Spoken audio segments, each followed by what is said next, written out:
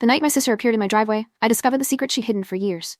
I heard the car door before I heard her footsteps. Soft, hesitant, wrong somehow. It was almost midnight and my driveway was lit only by the yellow street lamp that made everything look faded. I opened the front door expecting a delivery driver or maybe a neighbor. Instead, my little sister stood there, soaked from the rain, mascara streaked down her cheeks like war paint. "Can I stay here?" she whispered. Her voice scared me more than her appearance. She sounded small.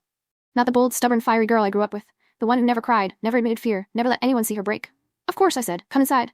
But she didn't move. Not at first. She stood there shaking, her hand clamped over her mouth like she was holding something back. I stepped toward her slowly, afraid she might collapse. When I finally got close, I saw it, the faint imprint of a bruise forming along her jaw. My stomach dropped. "Who did this?" I asked, too calmly. She shook her head violently. "Please don't ask. I can't talk about it yet."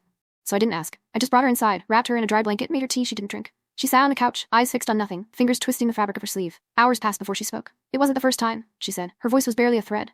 "I kept thinking it would get better. That I could fix it. That love was supposed to hurt sometimes." My heart cracked, because I'd seen the signs, the cancelled plans, the excuses, the way she'd become quieter around her boyfriend, the nervous laugh she used whenever someone asked if she was okay. I noticed it all. I just didn't want to believe it. She took a shaky breath. "He said he was sorry. Every time. He always cried afterward, and I thought, maybe I'm overreacting. Maybe I'm the problem." I wanted to scream, smash something, hunt him down. But she looked so fragile that even my anger felt dangerous. She wiped her face with the back of her hand. "Tonight you snapped, over nothing. I left when you fell asleep. I didn't take anything, not even my shoes." That's when I realized she was barefoot. I hadn't noticed earlier. She'd been holding herself so tightly that details slipped away. Her feet were red from the cold, marked by tiny cuts from gravel. "I should have come sooner," she whispered. "No," I said, kneeling in front of her. "You came now. That's what matters."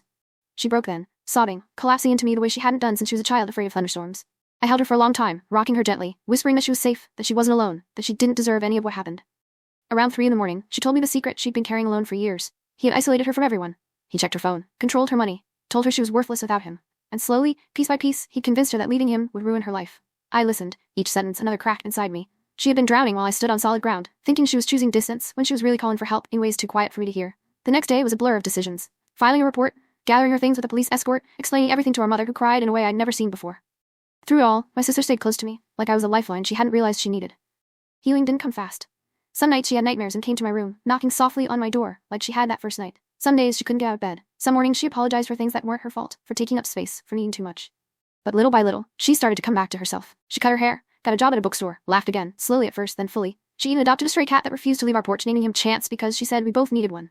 One evening, months later, we sat on the balcony drinking tea as the sunset turned the sky pink. She looked at me, her expression soft but steady. "You saved my life," she said. I shook my head. "No, you saved your life. I just opened the door." But she reached for my hand, squeezing it the way she used to when she was scared. "You opened the door," she repeated. That was everything. And in that moment, watching her, whole again, real again, I knew it was true. Sometimes saving someone doesn't look like heroism. Sometimes it looks like answering the door at midnight. Sometimes it looks like staying when they finally tell you the truth.